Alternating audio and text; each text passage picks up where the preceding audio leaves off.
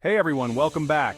Today, we're diving into the rising diplomatic drama between Zimbabwe and Zambia.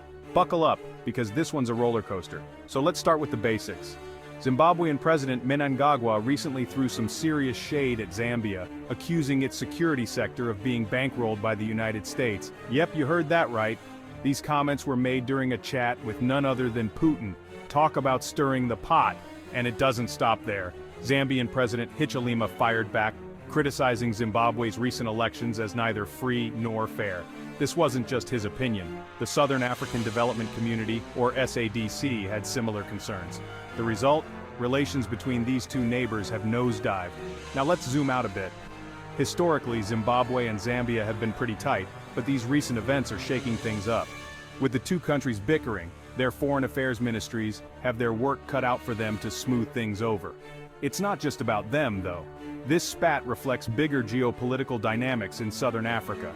And the plot thickens. Hichilema decided to skip the SADC summit in Zimbabwe. Instead, he opted for a video address. This move was a big deal, overshadowing Mnangagwa's meticulously planned event.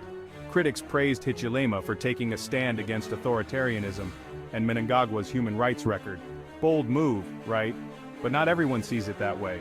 Mnangagwa's supporters slammed Hichilema, calling him a puppet of Western powers. Ouch! The incident pretty much sums up the growing regional tensions and the challenges facing SADC. So what does this mean for the future? Well, ongoing dialogue is crucial to mend these frayed ties, but one thing's for sure, Southern Africa's geopolitical landscape is shifting, and we'll be here to keep you updated every step of the way.